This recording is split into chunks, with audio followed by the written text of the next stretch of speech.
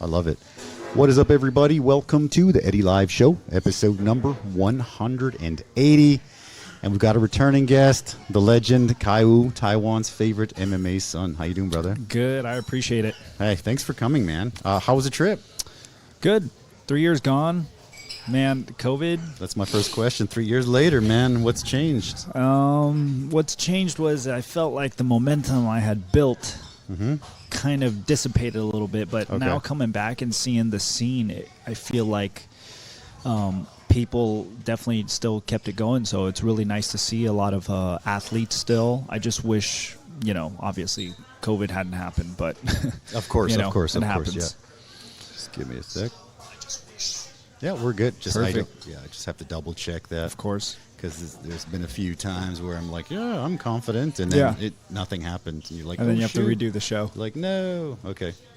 Yeah, cool. Okay, so, the cool thing about COVID, COVID wasn't good, obviously, but in Taiwan, they were pretty good with, like, now everybody's like, oh, the masks. But actually, in the beginning, the masks were saving us, right? Yeah. Like, we had, like, an extra, I think COVID was probably like a year, maybe a year and a half type deal, all over the world. And here it was like max 4 months. And it wasn't, I heard they did really good in the beginning, and they're even holding like MMA shows still. They were. That's when I was planning on coming back. But it's just tough because there was the whole quarantine. And then also they weren't accepting like anyone else that's not Taiwanese. And coming back, I'd have to do a bunch of paperwork and stuff. But I mean, everything happens for a reason, right? Agree, yeah. And then I believe that you maybe would have to do some kind of military service or something. Is that something in there? I mean, because I know that a lot of Taiwanese, they have that. And I mean, I'm not really sure because I've gotten a couple offers. Okay. To do like short term. But it wasn't like anything serious. You know what I mean? Gotcha. But yeah, I mean, it definitely sucked because 2020, like I'm not sure if I'm not. You were there, right? Yeah, like, of course. It was massive, dude. It was awesome. It did great. But you know what? Check MMA, that out. Bam. Yeah, there you go. Yeah, of course. That's the one. That's it. Yeah. I don't want to MMA cut you off. hasn't stopped growing, so I'm glad to see that it's continued worldwide. Even during the pandemic, MMA got like, a fight island. It was super cool. UFC, so to have this, come back 3 years later, now that things are opening up and the world's kind of resuming, it's nice to see. So I am happy to be back. It's cool that like the first kind of big one, you're back. You're main eventing, which is awesome because you had a fight recently, and you're in the news and stuff, and it's pretty cool to see you back here, man. Yeah, definitely. I'm really happy to be back. So 3 years later, feeling good? Yeah, I would say fight camp has gone pretty well this fight camp. I have to give a shout out to a lot of my teammates. Sure, of course, yeah. BC, who is a former UFC fighter, he's running a lot of practices now out of Guerrilla Jiu-Jitsu. Okay. So we have a team now, kind of, because during COVID, we had a couple gyms closed, things moved around. So now it was blessing in disguise, and the whole team's kind of coming together. So last fight camp, was didn't have much of a team to train with. The one previous to that was just still during the heat of COVID, so it's like training partners were like scarce. So it wasn't any excuse. It was just that's just the way it is. So this camp, I'm really happy to have so many good training partners and eyes that I would have never trained with, just because of the circumstances. But this one's really good, so I'm really happy. How long of a camp did you do for this one? Probably started fight camp about 2 months ago. Okay, wow, that's a long camp. Yeah. Yeah, it's not that long. No, I don't know.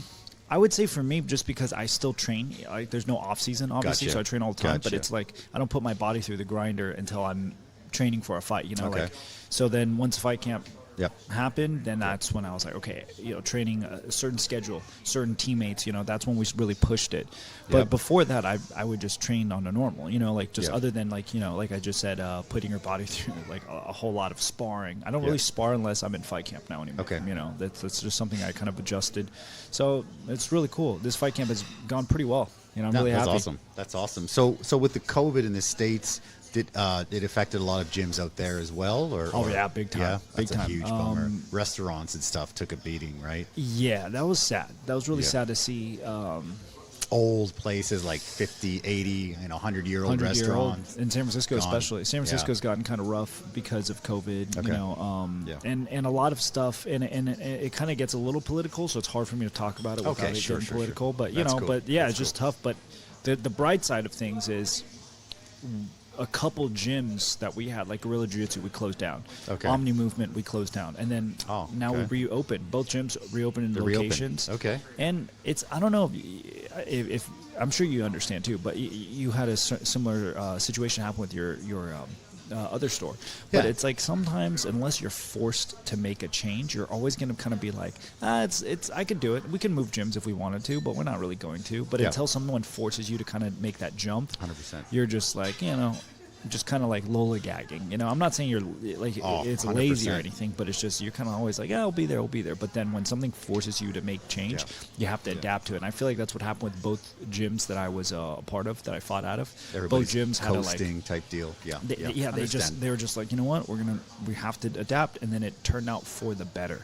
Okay. I mean, it's not without its challenges, like everything. You always have challenges, but working through these new beginnings, can't complain. No, I agree. I think restaurants here had to improve as well. I mean, we did the soft lockdown for about 3 to 4 months. Yeah, and it was definitely tough for us because we got kind of a big-ish place, and it's kind of a pretty good area, so rent is pretty high. Yeah. But we didn't let anybody go. We made sure we took care of everybody, and our savings took a beating, obviously. But we coasted at about 50% of regular sales. That was with like super hustle and like making tamales and stuff like that, sending them all over the island and driving them to Nehu in the rain. It was crazy, dude. But everyone's, you do what you have to do. Not everyone's lucky to have a boss or a restaurant owner where you look after your own, right? Like a lot of the gyms too. It's like a lot of people left. It's like, oh man, it's tough. And I understand too. Like if you don't own a business, you don't really know what it's like. To it's easy for you to just go like, oh, you're choosing yourself, like you're being selfish. But again, it's not often you hear during COVID you're putting your employees first, or at least you're thinking of them. It's really rare to hear that. So it's good to see, and it's good to see that this place is still alive and well. I wish when I came back, 3 years ago when I left, I was like, man, I hope Eddy stays alive during these 3 years, because it was tough, and I'm glad to come back and do this. It was definitely tough. By the end of it, it's kind of like, man, we're getting slim, but yeah, it's good. As soon as we opened up again, people were very supportive, and people, they bought, to go. I remember driving, I was about to deliver some food up the hill, and they're just like, how's business? I'm like, it's not too bad. What are you going to say? It's freaking awful. What do you say? Yeah, it's awful, They're like, it's not bad. It's not bad. They're like, well, why don't we, can you do like a pitcher of margaritas to go to? I'm like, yeah, we can do that. Wow. We got like a big, it was crazy. So they're like, yeah, it was pretty cool. It's good though, because the last few times I came here, there's always been people in here. Yeah, so that's good to see. That's a good sign. It's pretty good. Today's a little, well, for Taiwan, it's pretty cold. So the weather affects a lot. If it stays cold, then it's fine. But like the 1 or 2 days, if it's kind of like warm, cold, the cold, everybody goes for hot pot. Yeah. I can't blame them. Hot pot. The Taiwan. I mean, I actually do the same thing. We'll be driving around, everything's empty, and then it's like the hot pots are full, and you're just like, ooh. Should we get hot pot? Can't blame you. Exactly. Yeah. So what do you do, right? Yeah. Beautiful, man. So you're happy to be back. You're fighting, what day is it today? Today's Tuesday, so less than a week. Yeah. Less than a week out, right? 5 days. Okay. Yeah. Feeling ready? Feeling good? Yeah, feeling pretty good. Weight cut this time isn't as bad, because usually I fight at 35s. But when I'm out here, since there is no real ranking system, or there's no belts on the line, gotcha. There's no point in accruing points at the 135 division. Okay. So I just kind of like why put your body through that weight cut? So then they had a 140. Or this opponent actually was thinking of a 140. I don't know how exactly it happened, but I just got off of the 140, so I was like, oh, cool, I'll take it. Okay. So we're fighting at 140, and it's definitely not as bad of a cut, Gotcha. Because usually I cut the 5 pounds makes a huge difference. Oh, I can imagine. Yeah. And we even get a 1 pound weight allowance here, so it's like 141. So I'm very happy with this weight cut. I'm like, doing great, eating. Had a quesadilla here earlier. I know. That's Shout like, out whoa, you Cantina. can eat. Yeah. It's delicious. I love quesadillas awesome, anywhere man. I go. So appreciate it. The fact that we had some earlier, had some here, I was happy. I'm fueled up. I feel good. This fight camp, has honestly been really good, because I had a lot of eyes on me this time. Okay. Whereas the previous ones, we just didn't have the same amount of coaches, or it was just up in the air. But this one, we had a BC, James Terry, my coach Steve. We had a lot of good eyes and people on the mats. good energy. You know, Gotcha. even having my teammate Nick fighting on this card, you know, it's nice, and it's just doing things together. You know, so this fight camp has come along smooth. Smoother than previously. Yeah. So, you know, definitely excited. It's like, you know, like I just said, 5 days out. I can't believe it. It already feels crazy. So fast, you know. So, yeah, I mean, we'll talk about Nick in a sec, but you got, what's it, Kimber Alin Talzo. Yeah? So what do we know about him? I don't know much about him. Is there much footage on him? Or there is a couple, but it's very some.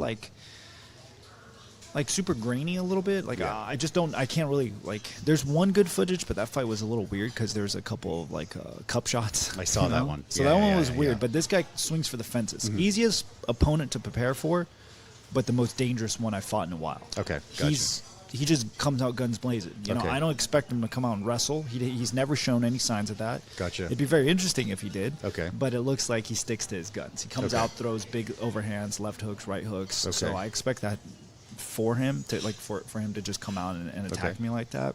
Okay. I think it's interesting because it either suits my style because I like aggressive opponents, so I don't have to chase them so much. But then at the same time, if you make it a dogfight with me, theoretically speaking, the kind of the style that I have, which is more counter based, if you make it a dogfight, it actually is worse for me. So theoretically speaking, that's what he should do. But I think it plays into my favor, and we'll find out this Sunday. But I definitely have been working on some tricks, fixing a lot of the holes. You learn more from your losses than you do your wins. And the last couple of losses I had, I definitely learned tremendously, like huge amounts.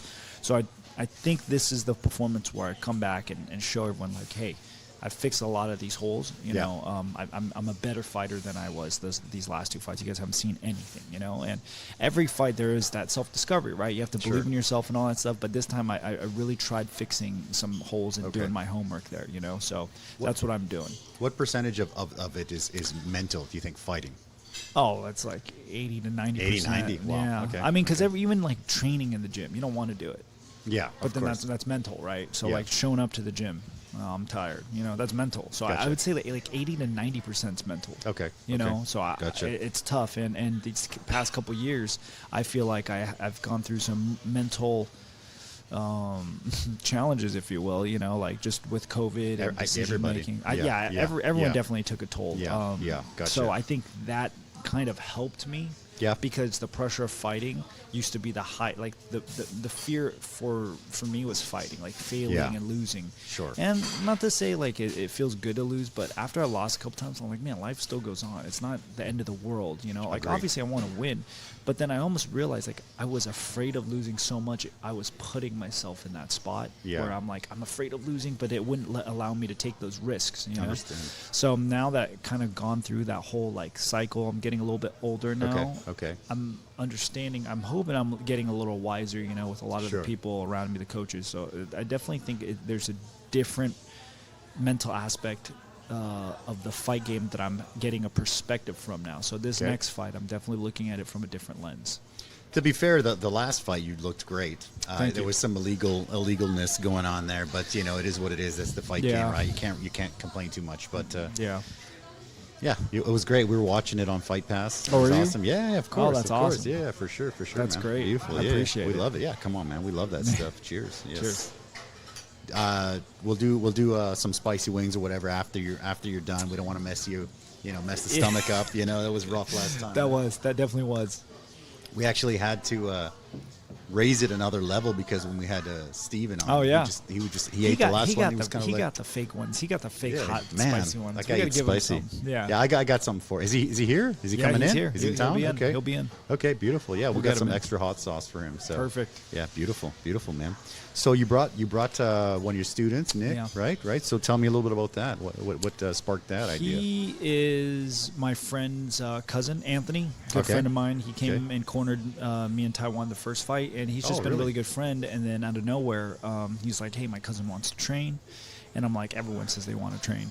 And then he came in, first time I met him, he was just shadow boxing in my garage. Like, just before I even walked in the garage, I heard him shadow boxing. I'm like, it's kind of weird. And then he told me awesome. That he's a soccer player. And I'm like, a soccer player? And I was joking around. I'm like, oh, Aldo was a soccer player, you know? There's some potential there. Those leg kicks. But then working with him, honestly, long story short, because it's not even really a long story, it's just a short summary, because I've only trained him for like the last 8 months. He's only been training for like 8 months, 9 months to and be he's ready honest to with rock. you. Yeah. And what I just see in him is that he's crazy enough to want to do this, because you have to be a little insane. You have to be able to neglect some. I don't want to use the word neglect. Maybe sacrifice. That sounds better. Yeah. But you got to sacrifice a lot of time with family, with loved ones, the people you care about, just to show up and train.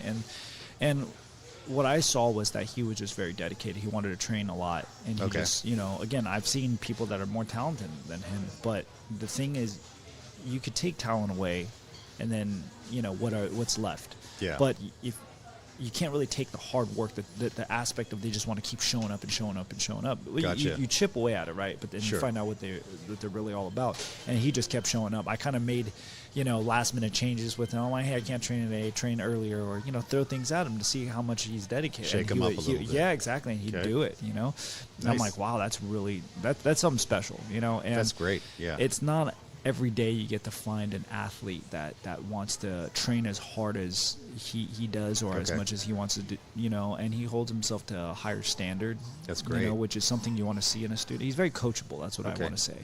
And because of that, I think it made the transition easy to kind of coach him. And then he did his first kickboxing tournament after 6 months training. He won the fight. They literally, it was 2 rounds. His best. I mean, if you win 2 rounds, they stop it, because there's no point in it for the third. And they stopped it after 2 rounds. I'm like, wow, for only 6 months of training, And he was just like, right after the fight, he was like, man, I could have done better. And I'm like, wow, you sound crazy like me. And, that's a good attitude for he fighting. Has definitely better genetics. He's taller. He's tall. Longer he's fighting reach. At 145. 45, yeah. Damn, this is his first time cutting there, and he's just playing it by the book. He's an open book. See, it's hard to train someone who's kind of like arrogant and think they know it all, but he's just like an open book. He's like, hey, I don't know anything. Like, just tell me, what do you want me to do? I told him to do 1,000 kicks, and he was doing it till his foot was bleeding, And I was just like, yeah, I'm kind of joking about that. Like, I wasn't expecting you to do 1,000. Yeah. So it's good. That's why I'm really excited to have him out here, and hopefully this isn't going to be the last, And this experience for him to come in to Taiwan, that's super valuable to be with you. Right. I mean, here. Who else can say their first fight they went international and fought in an international event, regardless of the skill level? It's like the eyes are on you, and for sure. This is enemy territory, technically, And also for him being like the foreigner in Taiwan, like being like white foreign guy, everybody's going to kind of be like, oh, he's mysterious, like what's going on here. So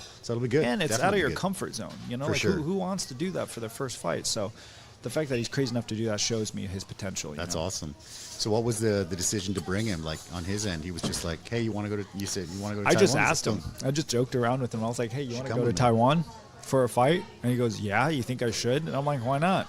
Okay. And then that's when he said, okay, I'll do it. Okay, that's perfect. That's how easy it was. That's that's how crazy he is. And I'm like, love it. Did you really think about, did you go home and think about it first? Like traveling to Taiwan, doing this, doing that. And he's not about, he doesn't care about clothes, shoes, he doesn't care about any of that stuff. So he's just like, yeah, I'll just start saving up and I'll go fight. And I'm like, all right. I mean, if you're down to do all that, if you're crazy enough, sure. Beautiful. So then that's when he committed to that, and I was like, wow. Okay. All right. I'll you got to come through on your end, and I'll come through on mine. I'll get you a fight. Okay. And that's what happened. And he did. Yeah, and he did. Beautiful. So we talk a little bit more about the WOTD. Mm-hmm. It's kind of, I think it's the biggest organization in Taiwan for MMA, right? Probably. And I'm going to be commentating, doing the English there for the first time, which is great. I'm excited for that. How do you think we can kind of like grow like the W? Because the States is like, I would say probably the pinnacle of MMA, right? So there's a big gap, obviously. So what's your advice for here? I think the marketing here definitely is a little bit behind. And also after every event, they put so much energy into it, right? That after the event, it's like, okay, that's it. It's just like you exhale. need it like a Marvel movie. You need it to get, like, set up the next movie. There needs to be Easter eggs. There needs to be a continuous universe, you know. Okay. So you need to throw, like, smaller shows. You don't need a big show. You need to throw smaller shows to go into like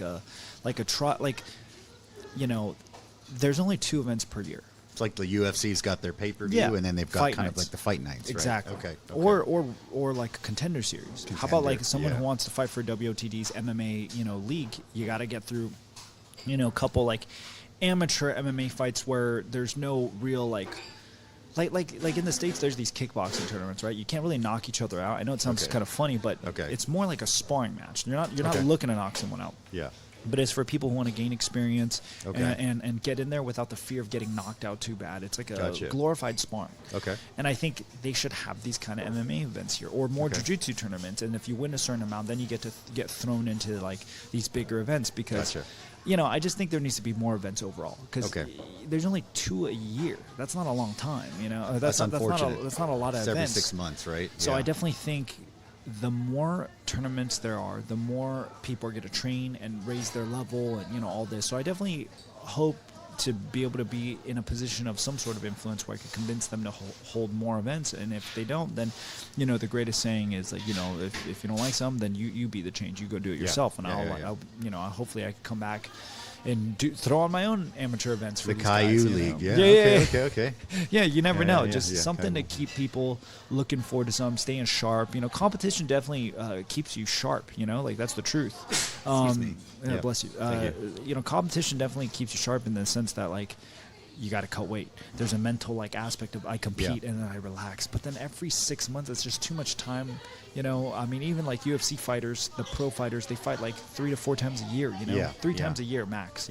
And unless you're a champion who's already accumulated that much experience, where you don't need to fight more than twice a year. You know, it's tough. Yeah. So I definitely think lack of experience here, and I'd like to see more tournaments. And after the event is over, I'd love to see like more content on fights, breakdowns, reviews, like highlights of the fights, you know, stuff like that. I definitely think it'd be really cool to have WOTD post some kind of like stats, just hold some kind of stats. It just definitely increase people's attention and just go, oh, this guy won. What was his last fight? You know, like do some introductions on other fighters. You know, I definitely think that'd be cool. But a lot of it is work, and you know, not a lot of people here know how to do that stuff. So I definitely hope to, you know, lead by example, show people that you know, I'm posting on all this stuff. Hopefully someone can see that and like really get inspired and do it themselves. You know? Yeah. No, I think they're doing a good job. I met with Kemp yesterday. And then the night before, we kind of got all the commentators and some judges and stuff together, and we judged some rounds and stuff because the cage striking is different, right? I mean, the cage striking you can give a 10-10 round, which was, I mean, news to me, right? So I was like, what? You know, because I pretty much just watch, you know, MMA, right? So it was kind of like 10-10. Well, so it was definitely interesting, and it was cool. It was cool to learn. So I think that Kemp and those guys are doing a great job. Kemp's great. Kemp's great. Love Kemp. If you guys are looking for tickets, $800. We still got the early bird price here. Cool. Come to Eddy's Cantina, get some tickets for sure. And get some quesadillas. Get some quesadillas and tickets, man. We'll throw in the quesadilla if you get the tickets. Yeah, brother. Yeah. So WOTD is looking good. Fights are looking good. Weight's on. You're feeling good. Yeah. Yeah. Weight's coming down pretty easily. I can't really complain about the weight. 140 is just nice. Okay. So what would be like, just keeping on that topic real quick, like a best case scenario for Taiwan? More events? I think more events. Okay. Because the more events there is, the more content that gets produced. Okay. It doesn't matter if someone's going to do it. It's just the content is there. Okay. So anyone could do it. You know what I mean? But if there's no events and everyone just like bombards the WOTD event with content, it's like everyone already saw it. You're just regurgitating the same thing. So the more events there are, the more people are able to just kind of talk about this event, that event. You know, oh, like, did you see that? You know, did you see this? And then this guy that couldn't compete at WOTD who got injured or work, he could go, oh, I don't have to worry about it. I'll still get ready because there's 2 weeks from now there's another one, or a month You know, so I definitely think that encourages more people to train, because there's a couple fighters that couldn't fight this event because there's competition somewhere else or they're injured, and I'm like, that's now you got to wait all the way half till a year. Yeah, I don't know when the next event is, but you know, I have the date, but I'm sorry I forgot it. It's. But you know what I mean? I think it's though? August. I think it's in August. You got to wait till August, and what happens if he gets injured right before August again? Yeah, you know what I'm saying? Yeah. So I definitely think more events. So do you? What's your opinion? Like, obviously UFC marketing wise is probably the best, I would say, of course, right? Yeah. So like the Contender Series, the Ultimate Fighter, sort of things like that. What's your opinion on those? I think they're great. I think Contender Series is something really interesting. They kind of like, it's like, I don't want to say it's a shortcut, but they're kind of getting fighters into the UFC faster. Yeah, now, the Ultimate Fighter definitely gets you way more exposure because you're getting that much more like screen time. You know, people get to know your personality, whereas the Contender Series, you don't really have to. But I understand why you could just sign someone into the UFC and just have them debut. You could use Contender Series as like Bo Nickel. He's a big name fighter. You want to sign him to the UFC, but it's almost like signing him to the UFC with no like former fights, and then if he's going to be on the undercard, he's kind of like overshadowed. It's so you tough. Throw him on a Contender Series fight where he gets the same platform, ESPN and everything. UFC and the people fans actually know exactly, it. And then they just have that footage where they could just feed right into his UFC undercard fights, main card fights. You know what I'm saying? He's fighting soon, actually. He's fighting on the John Jones card. 288, I think. Right? So No. 288's the Neil Dariush and someone else. That's gonna be good. Yeah. Oh man. So I think Contender Series had Jamal Hill. He just won the belt. Oh right? first Contender Series champion. Had who else? Some big names. Sean O'Malley, Sean O'Malley. He's great. Love him. Yeah, man. I love it. I love the Ultimate Fighter as well. I definitely think you could do some kind of show like this here, just because fighters want that kind of exposure. You could definitely do a show where it's like, I think so too. That's why I'm asking. Yeah. Yeah, you could definitely do something out here and like monetize it with social media. You have Instagram now, you have Facebook, you have YouTube, all these platforms, TikTok. You have all these platforms that you could totally just monetize just throw these it videos, up there, and then people are going to be interested. Yeah. I just don't. I see the people. To be honest with you, you know, not to diss anyone, but I just feel like the people running the MMA scene here are a little bit older heads, so they don't understand the social the new media. Stuff. Yeah. Okay. So they think tickets need to be sold. To be honest with you, yes, tickets need to be sold, but there's actually a lot of money that could be coming in through external sources. For 100%. Not just tickets. Yeah. Definitely like, you know, merchandise. The merch.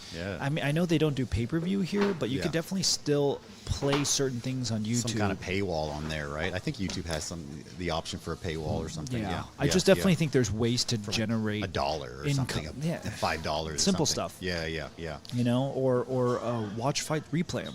Instead of just throwing them up on YouTube for free, maybe have a fight card where you put it together nicely and then I don't know if people still watch TV in Taiwan, but definitely there's some sports channels. The older generation for sure does. I mean, there's Elta, and then there's 11 Sports and stuff like that. I definitely think you could replay fights on TV, you know, a lot more, or like get a guy like you on there, or someone that can speak fluent Mandarin, just do breakdowns, and then you guys can go back and forth. You know, it throws on.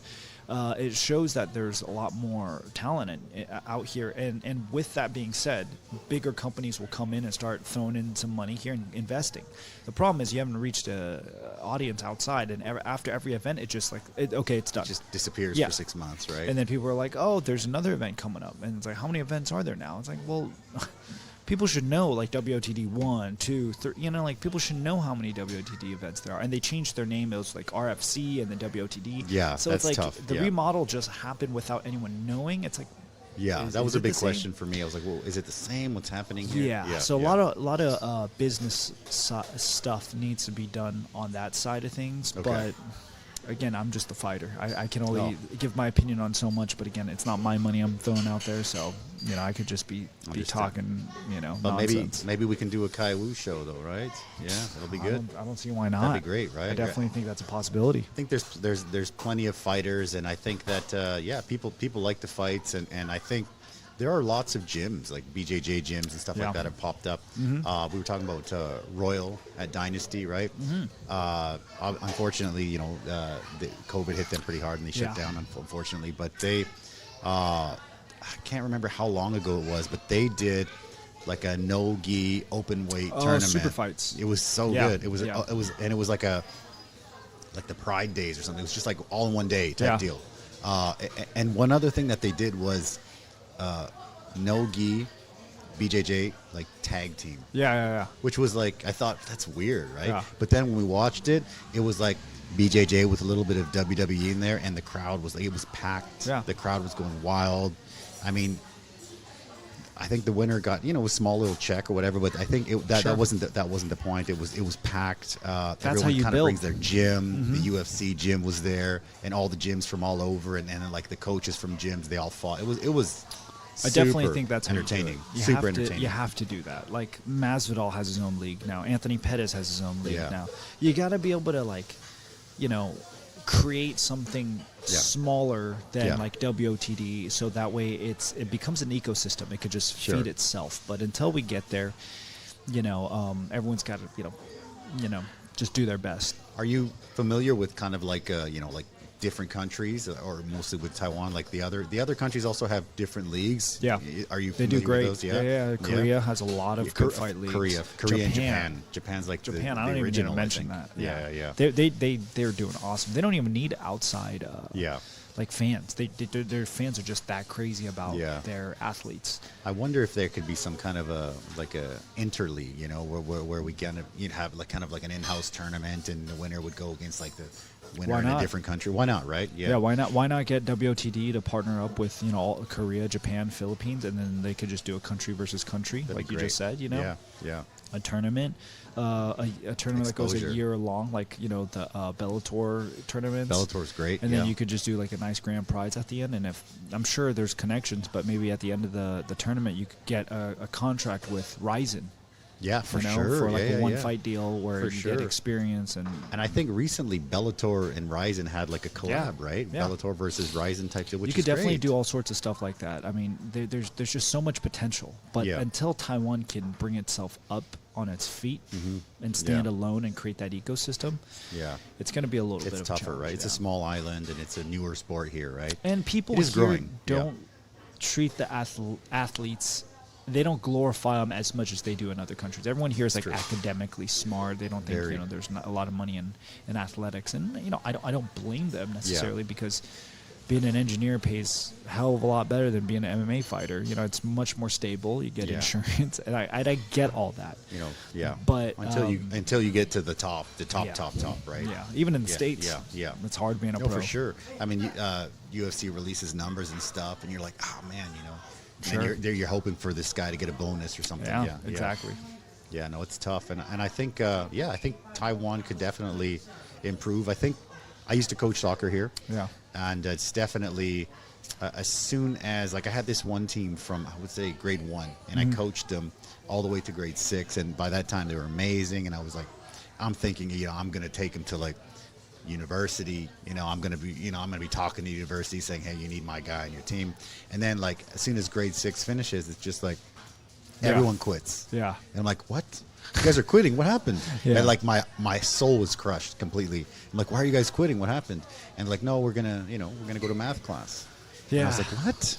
I was shocked. Tough. It was it's shocked. Tough here. They go to school at like 7 to 8, and then they don't get off till like 4, and then some go to tutoring school till 8, or even the worst case scenarios that I've heard are 11. Yeah. Oh, for sure. I remember just getting here like 20 years ago, going out on like a Friday night at like 9 p.m. and kids were still coming home, like little kids. And I thought, oh it's my tough. gosh, what? It's so tough. I don't think that's very healthy, to be honest with you. I don't think so either. I don't think so. It's getting better. Because I think, I'm getting older. Those kids, they kind of grew up, and they're kind of realizing that kind of sucks. Yeah. So with their kids, like it'll take a little bit of time. I think they'll outgrow it here eventually. Yeah, sure. But it's tough for sure, because that's the old traditional way. I know. They're very cultural here and traditional here, and I get that. But, it takes people like, you and I to kind of break out of the tradition and show them like it's okay to do something that's out of the norm, and you can be all parents care about is like, can you become successful, make some money. There's no MMA fighter out of Taiwan that is super big and successful. Shout out to like Jeff and Rocky Jeff Lee. And Rocky Lee, they definitely paved the way here, for but sure, they even are a little bit older in that older generation. You know Gotcha. what I'm saying? So like someone's got to continue on that torch. So I wouldn't That's even you, be here bro. if it wasn't for them. You know, it's got to be you, man. Got to give them a shout out. Yeah, for sure. They're the pioneers for Taiwan 100%. MMA. They're great people. I've had Jeff on here. Love those guys. They're great folks, man. Yeah. I remember just to finish that story off, when everybody was quitting, I talked to the parents. I'm like, what's going on? And all the parents would say, I mean, even if they play like Taiwan national team, they're not going to make any money. Yeah. And I'm like, how can I argue that? I'm like, well, they're like, and they're not going to make the World Cup. And, it's not going to be. And I'm just like, that's so brutal. I'm like, oh, that's so tough and so bad. Especially when you have these kids that are like super talented. It's tough. It's tough. Like, you can't make the World Cup in Taiwan. They're like, it's not going to happen. So I thought, oof, that's tough. But there's tons of talent here. You just never know. With that kind of mentality, it's like, imagine if they said, we'll never make, great engineers or doctors or lawyers or whatever. Exactly. Then everyone's going to be like, it's like, you never know. There's some kids here that are so freaking talented. Yeah. I'm like, they could easily be in the UFC in a couple years with the right training. But it's like, they just don't like, they're like, until any sport, man. They just don't have that vision. They want something that's a little bit more guaranteed. Like, if you go to school, there's a system there, and once you become a doctor, lawyer, which is what I've been, follow the track. And that's the way. And you get to the doctor, and then you make big money, and then everyone's happy. Yeah. And again, it's hard to argue that because it's safe, it's hard, comfortable. It's tough, and it's funny because I have some doctor friends, and they're also not that happy because when do you go to the doctor? When you feel like crap, right? So they're just like hearing everyone how in pain and unhappy everyone is, and they're just like, mental health isn't it's big. Tough. It should be bigger here. Like, it's not a big thing here. Like, no one talks about their feelings. I can't remember the last time my mom hugged me. It's definitely tough. It's definitely tough here. Like, my daughter, obviously she's my daughter. My wife is Taiwanese, and they also. Yeah, I mean, you can feel it's definitely different. Yeah, for sure. So, but it is what it is. It's slowly changing. It's getting there. Like I said, when the generation kind of grows up. Yep, exactly. Yeah. I think it's a generational thing, and we're starting to see the change. Yeah, I mean, well, that's kind of you get the immigrant parents. I grew up in Canada with Mexican parents, and my mom is really, really lovable and stuff like that. And she's always like over affectionate. But yeah, my dad was kind of like, why would I hug you? We're guys. Like, what's the matter with you? Old school. So, it's just like, what? Old school. Why would I do that? That doesn't make sense. Yeah. So let's pivot a little bit. I don't know if it was last year or 2 years ago, but there was the news about the boba tea incident. Right? Oh yeah, the boba shop. So what was happening there? I mean, I shared that, and people were like, "What's going on?" I'm like, this guy. He's a fantastic guy, so I'm sure it was just, obviously I read the articles, diffusing the situation. Yeah. So, I mean, tell me a little about that, if you don't mind sharing that. It's been a couple crazy years for being in California. A lot of, crime has risen and all this stuff. Okay. And that same night, I think it was the same night or like, a night or two before. I don't know if you heard, but it was 2021. Okay. It was during Halloween. There's this Japanese guy in Japan dressed up as the Joker and stabbed like 20-something people in the subway. What? And I literally, didn't hear that. Okay. Yeah, so I was literally reading that news. Okay. And then we went out to go to this place called Cafe Dazzling in where I live in Tracy, California. Mm-hmm. And then we went to the restaurant. And then we were just eating with a group of friends. Yeah. And there were some older folks there that night. It was Halloween night. Okay. And then there were some kids, just 14, 15-year-olds just running around. Yeah. Out of nowhere. As kids do, right? Yeah, it's Halloween night, so out of nowhere, the corner of my eye, I see this guy come in, and he starts talking to the owner, and he starts, just kind of like giving him attitude. And then, I'm sorry, he was talking to the waitress first. She leaves. The guy comes in, the owner. And then he goes, no, I want to talk to her. I want to talk to her, and starts asking for the waitress instead. So I was like, okay. And he was kind of belligerent, and I thought maybe he was just drunk. But then when I got closer to the situation, I kind of saw he smelled a little funny. It didn't smell like alcohol, just alcohol. Okay. And his eyes were bloodshot red. Oh no.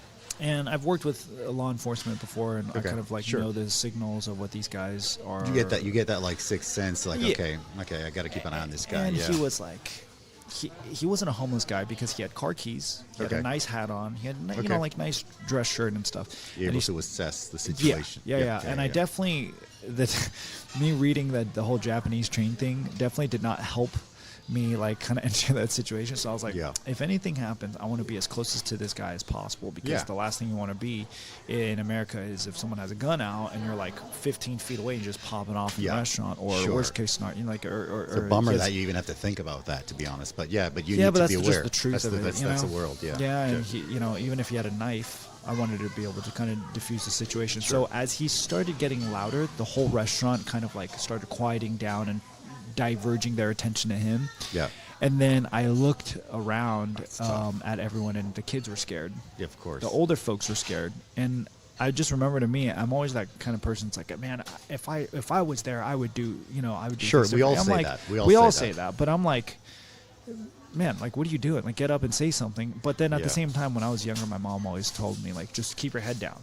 Okay. You know, mind your business. Because we weren't capable of protecting others. We weren't in that position where we could help others. Sure. But now that I am, so because I got up, went to the guy, had my hands up just to kind of like calm him down, like, hey, you know, you okay? I was trying to talk some sense into him. He wouldn't.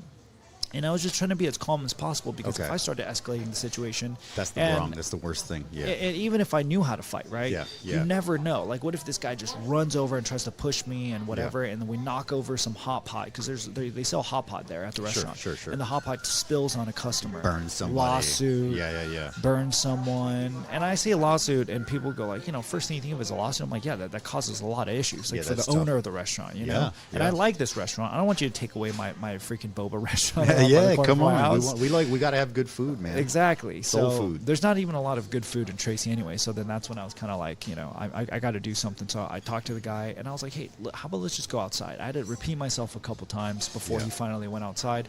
So then when we went outside, at least I'm like, if you and I got into a fight, we wouldn't have to worry about the old folks and the kids there. And also when I did that too, it was to kind of like show everyone, like, I mean, they didn't know I knew how to fight. Obviously, no one knows, because I don't look. Because you don't look like a fighter, right? Yeah, because I don't. I don't even have the cauliflower ear. Okay, so then I was just kind of showing everyone, like, a part of me was like, hey, you know, strength in numbers. We could definitely step up to this guy. And, you know, look, I didn't even touch him. I managed to guide him outside. Now imagine if all of us accumulated, like, strength in numbers, and we just told him to go outside, he would do it. Yeah. Once we went outside, my friend was recording the video. He cut the video off because he was going to go help me too. If anything, the funniest part about the story is my friend's name is Pierre. Okay. He's this Filipino, and he trains with me. Okay. He's this Filipino guy who's like really strong. Okay. If anything, I was trying to protect this random guy from my friend, because if my friend got... Yeah. Pierre he's something else. Like, he's strong, undefeated amateur MMA fighter. If he would have gotten his hands on this guy, oh man, we would have had a different kind of lawsuit on our hands. So I was actually protecting the guy from my friend Pierre. I was like, hey Pierre, you're good.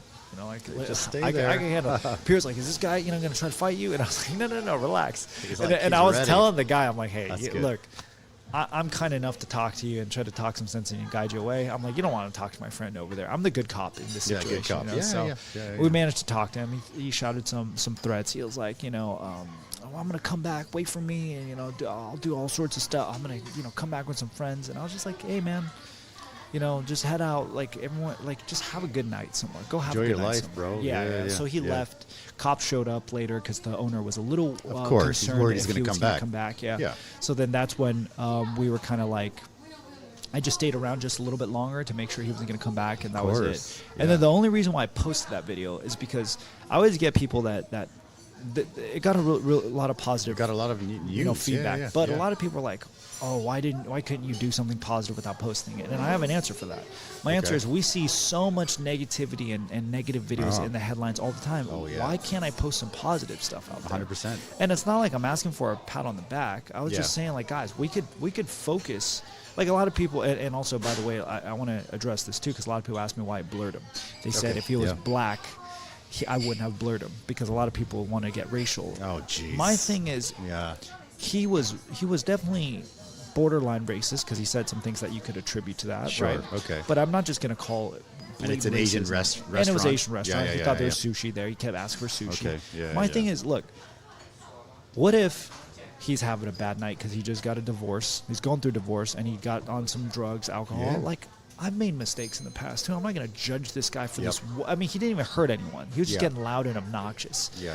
You guys want me to like knock him out for that? You know, like some people were like, you should have knocked him out. I'm like, dude, and that is not an appropriate response. It's dangerous too, right? Because I mean, if his head hits some cement, exactly. And, no one thinks that. Like, wait. You Yeah. want me to justify him being a little belligerent by destroying this guy's life? Yeah. By not only knocking him out, killing the guy, possibly killing crazy, him, and crazy. also like posting his face online so he loses his job, so his life spirals out of control even more. Yeah. My thing and is he like kills himself. Or he already something, embarrassed himself right Yeah. there. He probably, when he wakes up the next morning, he'll be like, "Holy crap! I can't believe I did that." You know. So like, yeah, for sure. That's the reason why I blurred his Okay. face, because I just think like the punishment needs to fit the crime, and his crime was very like just annoyance. If cops really did show up and saw him there, they honestly wouldn't even have arrested him. They would have just told him to leave the premise.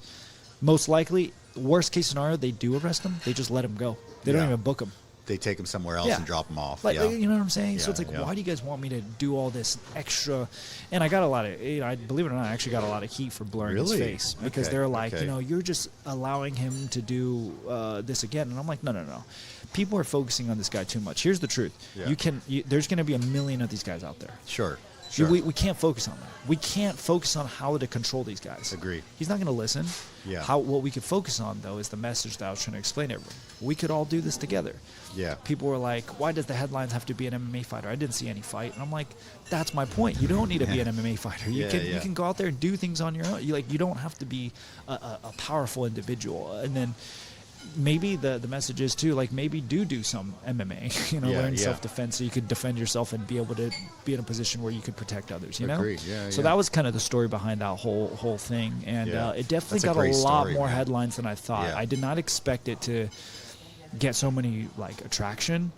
And I was just kind of like, oh, wow, like that is really cool. And I didn't want to post it, by the way, but I had some people that were really close to me. I think it's good, man. I think it was great. I mean, we saw it here, and we're like, that's great. Yeah. Like a non-violent ending to De-escalation. something that could have been, it could have been bad. Not everything has to end in violence. Like, I could have went up to him, doubled him through the door, and took him outside, but it's like, why? I got the same result. Actually, I didn't get the same. I got a better result without putting hands on him. Yeah, and he walked away that night. Everyone got home safe. No one, everyone continued their meals. Everyone's happy. It's like, that was great. That's all you need. Owner doesn't have to replace the door and comp everybody because they're all scared. Yeah, and no lose one a got bunch of hurt. money. And if anything, people what they saw that day was just like, hey, we could all stand up and do this together. We don't need to be, we don't need to show force or violence and violence. And I'm not trying to say like if something violent happened, just be passive. But I'm just saying you have to de-escalate the situation. You have to assess the situation, and then with the confidence, be able to kind of handle it a certain way. And I think people don't. A lot of people, they don't have this kind of a sense, like it doesn't happen often here, but once in a while you'll meet a customer and something's a little off, so I will take care of that person myself, and I'll just kind of like be lurking around the area and just kind of be like, hey, how's it going? Yeah, good. You can tell the person, something's a little off, and I'm not going to send, my waitresses to talk to this guy who's kind of off, and I won't send my wife or my daughter's not going to hang out. So it's like, and it's been great so far, no problem. Yeah, Taiwan. I'm sure there's very few. Very few. Like that. It's very few. I mean, it's very safe. I mean, there's once in a while there's kind of some kind of like mental issues. Sure. But like we had to move houses a few years ago because our across the hall neighbor was just like super crazy, banging on a door, kicking on a door, like screaming and threatening. And I went down to the security guard and I told him, and he's like, well, yeah, that guy, he's just nuts. He always does that. And I'm like, well, what should we do? Should we call it cops or what's going on? And he's like, oh no, and he was an old guy, to be fair. He's like, oh, you're way bigger than him, man. Just beat the crap out of him. I'm like, do you know what's gonna happen if I do that? Yeah. I'll beat the crap out of him, or maybe he's some ninja and he beats the crap out of me. Like who knows? The guy doesn't work. Like the guy doesn't even work. He stays just doing at a bunch home. of push-ups at home. Yeah. He looks like boxing. it's like a weird guy. It's like damn. And I got my wife lives there. My kid lives there. So it got pretty bad, and then I just said, you know what, we're gonna move. Yeah. And we moved. And we even called the cops once because it was like 3 a.m. And he just started like banging on our door and screaming and stuff. And my wife and kid are like, what's going on? And then my first thought was like, I'm going to go out there and do something. And then I'm like, you know what? Call the cops. Yeah. Cops came. That's smarter anyway. And he started yelling at the cops. And then the cops came into the house. I mean, I let the cops into my apartment. And the cops are just like, Jesus, this guy's nuts. Yeah. And I'm like, I know. Yeah. So what do we do? And he's like, well, he lives with his parents. He's like 40 and he lives at home with his parents still. And you guys rent. So smartest thing, just leave, man. Yeah. And we did. Yeah.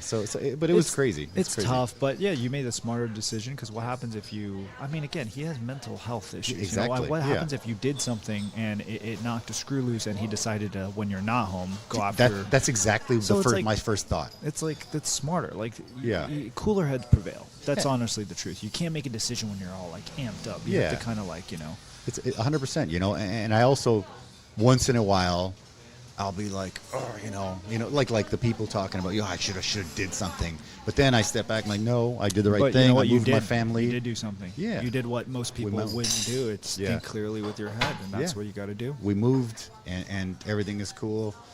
Our neighbors are normal now, which is great. Yeah, which is nice. So things happen in life, but Yeah. if anything, showing some empathy and compassion, For like, sure. like you got to 100%, think, like, man, how tough this is. Guy have to live life being, like for having sure. mental health issues and still living with his parents. How sad is it for his parents? Like to have to take care of this. So when you think of like the guy, it's tough. that showed up at the boba shop, and I started thinking about like, how bad family guy, does he dude. have to be in his life? Like, how tough is he going through life right now in order for him to act like a complete idiot and messed up person? And when you start thinking of scenarios like for how bad things are for him, you feel bad. You're like, what if this guy is going through divorce and his kids are being taken away, and he just overdrank that night, and he's decided, I got to go out there and share the world with my anger, or I want some sushi. And then he's just like, this Asian place must have it. Yeah. And there is a sushi place across the street, so he might have like literally adjacent to it. So he might, so then you just kind of like feel bad for the guy, So I then mean, you shouldn't kill him. No, that's crazy. I mean, unless he was like physically hurting someone, well, that's different. Put hands on him. But that's if he's not hurting anyone, he's just being obnoxious and annoying and kind of borderline racist. Just handle it like a normal guy. Just talk to him. Yeah. When we went outside, I was generally trying to get through to him. I was like, hey, man, you need a hug. Like, what's going on in life? And he was just like, no, like, I want, he was just very angry. I want sushi. Yeah. But I tried to get through. I tried to give the guy a bro hug, That's awesome, man. Hug it out. Maybe he would have started crying and telling me about his life. And I would have freaking taken him back inside and got him some boba. Like, have you ever tried boba? Yeah. There's a reason why you're like this. Probably because you haven't tried boba. You haven't had boba. It's going to change your life. Change your life, Let's prove it. Yeah, I think, cooler heads, beautiful, great story. Yeah. Obviously, another story we'll touch on is, you have some you're obviously coaching people and you're training people, and you just happen to get one of the biggest clients in the world, I would say. Yeah. And congrats on that. Thank you. The funny thing was the Mark Zuckerberg, Yeah. right? This video is going viral, and everyone's like, Mark Zuckerberg MMA, and I'm watching it. And I'm like, oh my God, that's Khai. Yeah. And I'm like, it's Khai. Ooh. And then I'm like asking everyone. I'm like sharing. I'm like, is that Khai? I'm like, that's Khai, right? That's Khai, right? That's Khai. So it was funny because I totally, I don't want to say I ignored him, but I was just like, I think that's Khai. I think that's Khai. So it was cool. I think you messaged me too. You're like, hey bro, is that you? Is that you? I think I told did. you. Right? I'm like, yeah. It was crazy. Like, that's a crazy situation. It's beautiful. Who would have ever thought, right? Yeah. Who would have ever thought? He just loves MMA, and I got the chance to make a training video with him, and he gave me a shout out. How cool is that? So now I'm giving him a shout out and say, shout out Mark. Mark Zuckerberg. So it was really cool that he did that. He loves MMA. He loves martial arts. Great guy. And he looks like he really likes it, and he looks like he looks pretty good. He looks like he's doing pretty good. Yeah, he looks like he's doing well. Yeah, he loves BJJ training and stuff, right? Yeah, it looks great. Yeah. He's actually being trained by my brother-in-law who under our system. So he's actually a teammate technically. Okay. Because he's a guerrilla jiu-jitsu student, which means he's a teammate. And your brother-in-law is Dave Camreel, right? Yeah. So we it's really cool. Yeah, and then a bunch of people messaged me after that, and I was like, it's how cool was that? It's surreal because I mean, it's not like I paid attention to the guy's life 24/7, but it's just like getting that opportunity. It was definitely really cool, and then seeing some Taiwan news cover that too. That's cool. You know, it was definitely cool because I'm like, oh, people back at home. Taiwanese guy training with Mark. Facebook the 老板. You know, it's like, so yeah, that was definitely really cool. Yeah. That's awesome. That was like a once in a lifetime experience, and that's amazing. Just kind of random. And he seems like I've seen some interviews of him on like Rogan and stuff. Seems like a good guy. Seems Great guy. Like a straight up guy. Very nice guy. Smart guy, obviously. I have nothing but nice things to say about him. Beautiful. Nice, man. That's very cool. Very cool. How many people were like, dude, you got to give me his number. I got like an amazing idea for him. Every day. Every day. I can't tell you how many people.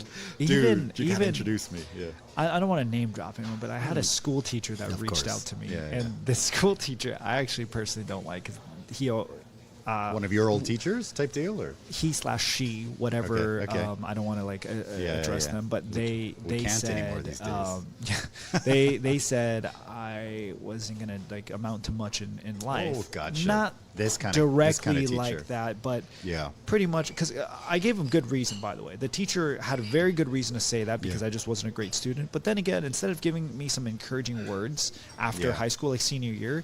You kind of like leave it at like you could have been so much better, blah, like just like that. I'm like, you know, a lot of other teachers actually told me like you could like live up to your potential. It's like, Khai, you're so much better than you actually are. Like live up to your potential. Positive reinforcement. That teacher specifically was the only one that kind of was like, I don't think you're gonna like, you know, do too much in life. I wish you the best. Like it was like very passive. That's tough. So then that teacher ended up reaching out after that Mark video. It was kind of like, hey, I'm so great to see that you're doing great in life. And I'm just like, get out of here. Oh man, that's crazy. So that was kind of funny, and just seeing a lot of people come out the woodworks. Yeah, of course. You know, but again, it's like it comes with the territory. You know, like you expect it. But what I was really most happy about was my mom said in Taiwan, she saw it on the news. She was like, Khai, you're on the news. And I was like, making my mom and dad proud is honestly what is my main focus in life. I agree. I know agree. it's that's like beautiful. No, you got shout out to the mama's boys out there, man. Yeah, seriously. No, I just big time. I haven't done anything in my life I think that's made them too proud. Okay. Like in school academically. So the fact that I was able to do a TEDx speech, 2019. Yep.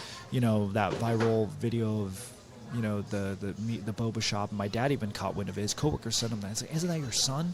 Yeah. And then, you know, just making my parents a little bit more proud there. That was definitely the nice, like, it was a good reward. And then the whole thing working with Mark, you know, definitely, I'm like, hey, Dad, how many of your coworkers, you know, their kids went to Yale and, you know, did all this stuff, and they maybe work for Facebook, but I actually worked with Mark. You know? So then it was like a big grin on my dad's face. They work for Facebook, but I train the 树的老板. Sure. Like, that's so cool. So that was definitely cool. That's all. I think teachers are super important. I know that people don't. I don't know. Seems like people don't think that, but definitely, unfortunately, I've had about 5 that I think are like have been amazing in my life. And I mean, I come from a really small town. All of my older cousins, we were sort of the only Mexican families there. And so, you know, I have older cousins and stuff that, you know, maybe didn't do so well. We all went through the same system. You know, there's been drug deals and stuff like that. And so by the time I got to that school, I was written off by probably 98% of the teachers as well. So, yeah, similar. I understand it. Similar situation. Hey, you know what, though? Yeah.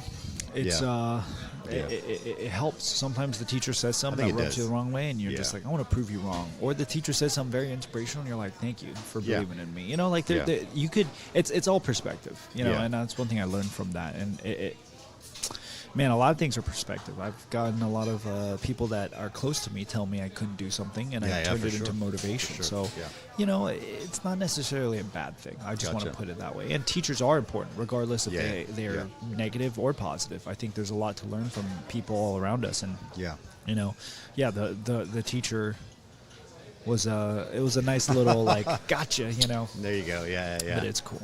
Quick teacher story. When I had my other restaurant, you know, in Taiwan, you know, Taiwanese culture, if someone teaches you something once, you know, you call them 老师 forever. Forever, basically. Oh, that's 老师. Oh, that's 老师, right?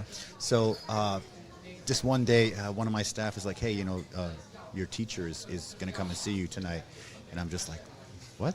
I'm like, yeah, okay, cool. It could have just been like, you know, I took a class 10 years ago or something. Who knows, whatever, right? Yeah. So like whatever randomness. And you know, I completely forget.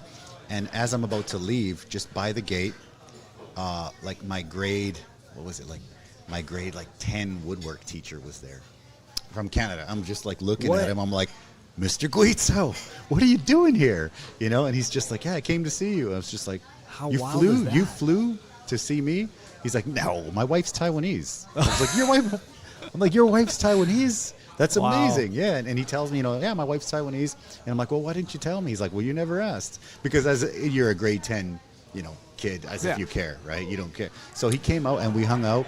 And now every time I go back to my hometown, I bring him stuff and we hang out. And when they come here, his wife and their family, they come here and they eat and stuff. It's really cool. It was so cool, man. There's something cool about relationships with the relationship you have with a good teacher and stay in touch and grow through life together. It's beautiful. So whenever I see him, I'm just like, hey. That's so awesome. And he's just like pats me on the back. He's like, don't call me Mr. Guizzo anymore. Just call me Moreno. I'm like, oh, sorry, Mr. Guizzo. Because you're just like, before you talk to me, you're like raising your hand still. Like, can I ask a question? Can I ask a question? It's just like, we're adults now, so you don't have to. Yeah, it's totally That's so funny. Cool. It's very cool. Yeah. It was great, man. Beautiful. Well, let's pull up some pictures real quick. Yeah, sure. So we're talking about them. So this is a very cool one right here. Boom. I think this could be like a logo or some artwork. Yeah. What's up here? That's by Joey from my former management, Dodge Sports. He actually got this guy by the name of Zach Dines, I believe, on Instagram. He does cool, really cool artwork like that, and really he managed to get me one somehow, and I don't know how he did it, but shout out to Joey. And that was really cool artwork. That's a cool one. Yeah. Very cool. Very cool. All right, let's keep going. Oh, yeah. That was, I believe, the second WOTD event.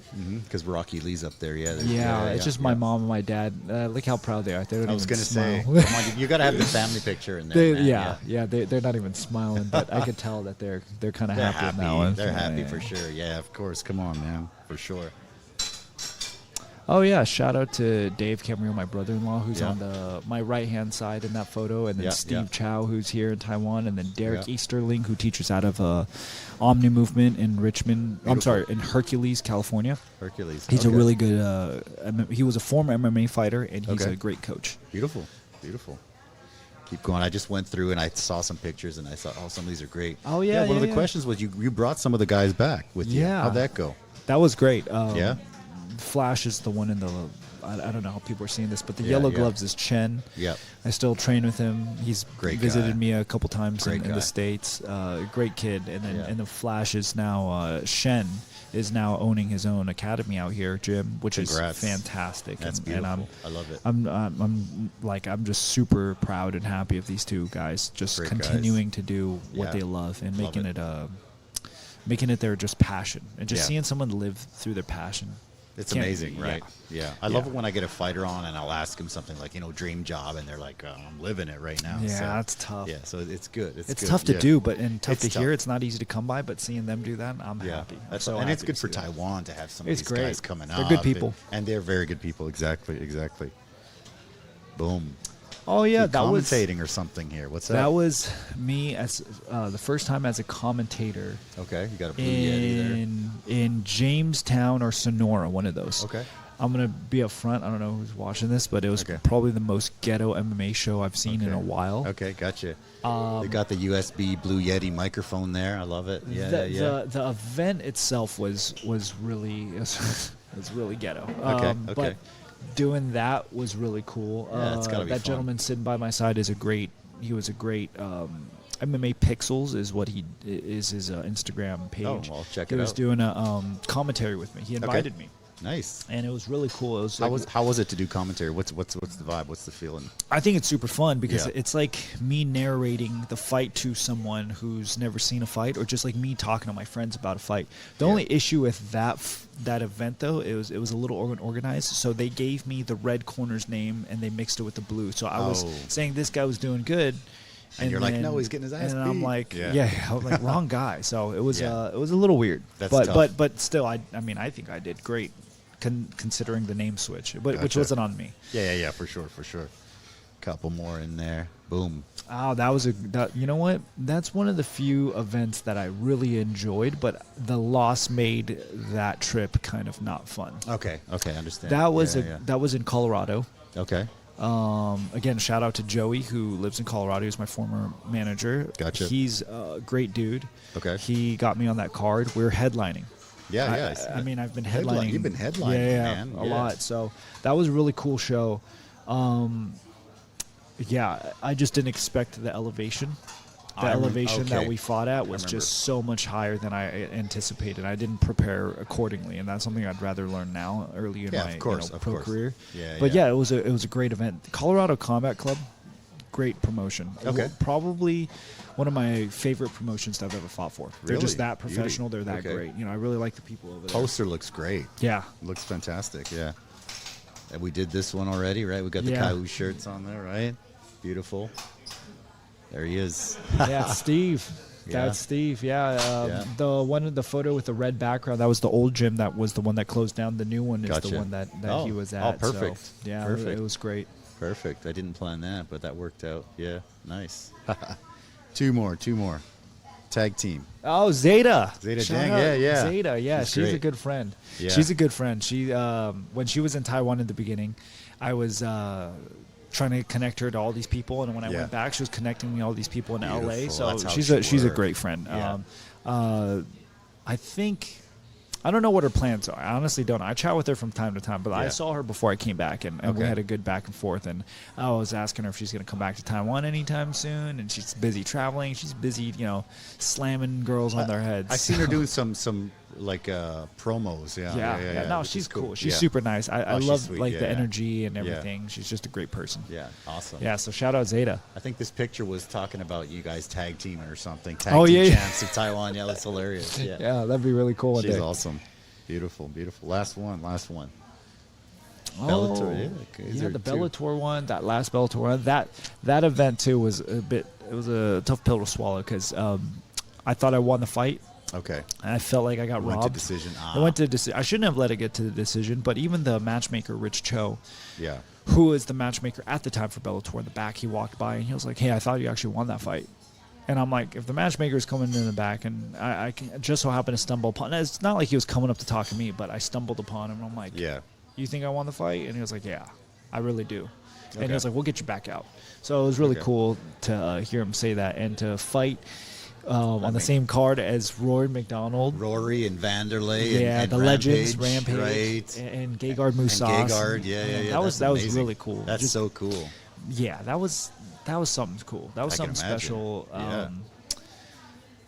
Just being in the same octagon with them had a different energy. I was the fight after them. I was the dark card. Bellator has these events where they have like their first, let's say 8 to 12 fights. Okay. And then whatever's left over, they don't get recorded after the main event. But after the main event, when everyone leaves, they have like 3 more fights. They're called the dark card fights. I didn't know that. It's because they can't fit the whole fight in before like the main card starts. Gotcha. So all the prelims kind of have to get fit in. Wow. Okay. That was a really cool fight. I learned a lot about myself. I fractured my shin actually in that fight. Okay. I didn't really figure that out until like a couple months or a couple fights later.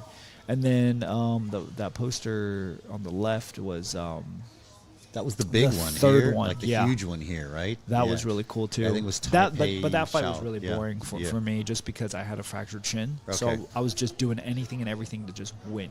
Gotcha. I wasn't trying to fight. I was just trying to win. Okay. So I was scoring points, and then my opponent too was. He was tough. He was much more durable than I thought. And I didn't know I hurt him. I fractured his forearm, and I hurt him with a body kick. I didn't know any of those things. Gotcha. But then what he ended up doing was just kind of running around and just kind of surviving. And I didn't have that killer instinct in me at the time. So then I kind of let him just slide. And I wish that's one of those few fights where I wish I could go back and fight to my true potential. But I still won with a fractured shin. So that's tough. Like, that's pretty good. Having to fight injured is got to be rough. And I had to cut to 35s. So. Okay, gotcha. Beautiful, man. Yeah. Let's do a little quick rapid fire here for fun, yeah? So, what's the first meal you got when you landed in Taiwan?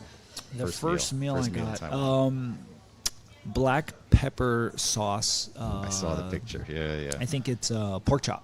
Okay. I should have got the chicken one, but the black pepper sauce on anything like the steak. That it just I just haven't had it in 3 years. Yeah, like just yeah. over here, like in the States, they don't really have it the same way. No, they don't, for sure. I would You know, imagine. so yeah. then they had one place near the like airport. the Taiwanese steak type deal? The exact Yeah, same thing. really? They had one place in With the noodles and all that stuff. exactly. On the See, hot you know plate? what I'm The talking skillet about. plate Yeah, thing, the skillet. Yeah. They had that in San Francisco, right near Okay. the San Francisco Interesting. airport. But Okay. then that place closed down, or they sold it. Okay. And I'm like, dang. And the owner so changed then, it. So then Yeah, I haven't yeah. been able to find a place. But if anyone in Cali knows, I'd love for them to recommend me. Taiwanese steakhouse. Yeah, all right. So that all was the right. first meal I had. So, do you prefer summer or winter? Winter in Taiwan. Winter in Taiwan, like In this. Taiwan, yeah. Okay, okay. If you mean just like which do I prefer in general, Yeah, I prefer yeah. summer just because getting ready for fights is a lot easier. It's Okay. not so hard on my joints. I get to Okay. like warm up so much faster. Yeah. I'm like warmed up before warming up. Understand. So it's so Yeah, much yeah. easier. Whereas winter, it's tough. You really have to warm You get all up hard. achy and stuff. Yeah. But if you ask me, like, if I'm not fighting and I'm enjoying life, Yeah. winter. Okay, beautiful, beautiful. What's sort of a food, your go-to food in a Taiwanese night market? Tempura. It's a fried tempura. Okay. 小辣, mild like spice, Okay, and okay. 胡椒盐. You Nice. gotta have that. That's like my. You have to get that. I could eat probably 10 orders of those in one sitting. I'm not kidding. Okay. You order me 10 right here, I'll finish it You'll for do you 'em. right now. Okay. We might have to do that after the fight. Yeah, yeah. Yeah. Do you have a favorite fighter in the UFC or elsewhere? Yeah, Alexander Volkanovski right now. Oh my god! That guy. What about that freaking fight? legend, Oh my dude. god! Do you think he won that fight? Yes. Yeah. Yeah, you can't. I mean, it kind of goes back to my last fight, but I'll just stick to this one. It's you can't Yeah. hold someone there and take damage, and because he had more control time, you consider that It's a win. He so had hard, Volk's, And he was he had just Volk's wailing back, on him, right? and he was punching him. That Yeah, was yeah, doing yeah. more damage than the back control itself. Yeah. Like you call it a dominant position, sure, but you're getting hit still. You're getting smashed. So yeah. then the fifth round should have been a 10-8. He that was just a killer. destroying That him. was a So killer. Yeah, yeah. He's my favorite fighter right now. Okay, But I okay. think if you're talking about MMA from back in the day, Yeah. I love like the Dominic Cruz. Oh, yeah. The Aldo. Yeah, Aldo yeah. is just such a goat and legend. It's just hard to like argue with. he retired and then he won a boxing debut, right? Yeah, Which is he looks that's good. so good. And man. then so I got to say Dominic Cruz. of course, you got your style. Like your style is similar. I was inspired to by like him. prime Yeah, Dom Cruz. I don't Yeah, move as yeah. much as him because I don't have the cardio for it. Yeah, but well, he's him. Aldo from back in the day, Okay. and then Frankie Edgar is probably Oh, my love all-time him. favorite. Like Okay. if you just go pound for pound, who's your favorite fighter? I'm going to say Frankie. Okay. And I do copy some of his footwork in boxing You got too. to, yeah. And then Petr Yan and He's so good. Volkanovski are my did you two. did you think Jan beat Sugar Sean? What'd you think of that fight? Yeah. Oh, Sean O'Malley. Yeah, Yeah, I think yeah. he beat him. I thought so, But too. in terms of the Sterling fight, that one's a little That's- iffy. yeah, that yeah, one's yeah. like harder to judge. But I Yeah. thought he beat. I thought he beat beat Sean. him, Yeah, yeah. yeah. Which was What's your opinion on Patty the Baddie? I think he's doing his Good, job. yeah, he's doing his I job, think he's yeah. doing his job. I don't hate on him. I mean, Yeah, I think yeah. he's doing great. I don't understand the hate on someone's success. Like, if someone's getting Yeah. successful off something, I just don't understand the hate. Like, I think it comes from jealousy, man. Like, Maybe. it has to, right? but I'm Yeah, like, yeah, cool, yeah. good for him. Yeah, me He's like too. doing his own podcast. Yeah, He got yeah, Dana yeah. White on there. You know, he's doing Yeah, certain yeah. stuff. I'm like, I good love for him. Patty. You know, so yeah, it's really cool. Love Patty the Baddie. He blows up, man, in between fights, which is kind of crazy. That I don't Yeah. know how he does. That's I'm not crazy. sure that's Yeah, healthy yeah. for you. That's what everybody says. Yeah, Yeah. yeah. That's kind of crazy. That's kind of crazy. So, yeah, All right. Well, I'll ask you, dream job. dream job. I don't know. Right now, if you ask me my dream job, I'm gonna say be in the UFC fighting. But Okay. if you like, that's not the end goal for me. The end goal is to be able to have not just a gym, but a couple businesses to where I'm involved in giving back to communities, like Gotcha. tackling on the homelessness problem, rehabilitating them. It's bad. I But you heard, need right? money Yeah. for that. Yeah. And I mean, I'm not trying to blame the government per se, but a lot of people are out for their there's only their budget's limited. I want Yeah. to be able to be successful enough to where I'm able to get kids off the streets, learn Yeah. martial arts, try to find good people to mentor them, and just Yeah. a program. I want to be able to create a program and dealing with homelessness. Like, we have way too much. I heard it's bad. Somebody, one of my buddies, moved back to like the LA area, Oh, and he says it's LA is crazy. horrible. It's LA is it's horrible. surprising because LA is like, that's like everybody wants to go to LA and Venice Beach and all LA that and stuff, San Francisco right? are horrible, and I Really? think That's sad. That's sad. I man. think you definitely need people that actually care about them, like human beings. Yeah. Because a lot of people just see them as burdens. And not only that, but like That's tough. if you see how much food is wasted in America, I'm just I like, can man, imagine. if there was a way I could pay, like just imagine this. Some homeless people just want food. Right. Yeah. So I'm like, okay, well, what if I paid the local mom and pop shop that's not doing so good a certain amount, and they can make extra food, and it goes towards these guys? And I'm like, that Boom. solves That the solves problem the problem, itself. yeah. And then if they eat healthier, Yeah. right, not just Snickers, Yeah. if they eat healthier, you think clearer. You Yeah. think clearer, then maybe you become Better more decisions better and stuff. decisions. Exactly. Yeah. And it's Healthy. not as easy as For sure. it sounds, For sure. obviously. But Of I'm course. just saying, like, if I had the ability to do that, I would. That's my dream Yeah. job, just Okay. to fix a lot of the societal, tackle some of the Okay. society's current issues, I Oh, guess. well, that's a good one, man. That'd be the dream Shoot. job. Okay. Yeah, man. That was awesome. It's always a pleasure to chat with you. Is there anything that we missed that you want to hit on before? No, before I we think, call it? Yeah. it's always good chatting with you. Yeah, It's always man. good chatting with you and getting to come back and just the environment, the feel. Yeah. I almost feel like it's a pre-fight tradition now. I have to Yeah. come on here Anytime. and chat with you. Always because my pleasure to have If you I here. don't, I lose. Oh yeah, no, and hey, man, shoot, I'll fly out and interview you out there. We'll do something. Yeah, anytime. Hey, anytime you're in the anytime, States, yeah. you come visit me. You got a place to stay and everything, you know. I actually have some, like I said, my buddy moved back to California, and my wife wants to go so bad, so we'll probably hit Swing by- we'll hit out, swing by head Cali. out that way sometime. Yeah, beautiful, man. Yeah. Thank you. Thank you you, for Eddy. coming. Really appreciate it. Yeah, man, it's my pleasure. I love it. Like I said, I'm just trying to be neutral. I love the fights. I want to build it, as big as we can build it out here. And I think, yeah, it's been great to me. I love it here. My wife's Taiwanese. I have a little girl. We have the restaurant. We got some big plans. Yeah. I'm excited Great, to see man. him. It's great, man. I appreciate it. Yeah. Yeah. Thank you guys for watching. Don't forget this Sunday, Kaiwu is fighting. If you guys need tickets, come down to Eddy's Cantina. Get those early bird tickets for 800 NT. If not, you're going to have to pay 1,200 at the door. Thank All you guys right. for watching, man. Thank you. This guy right Appreciate here. you guys. Love this guy. Take care, guys. Bye-bye.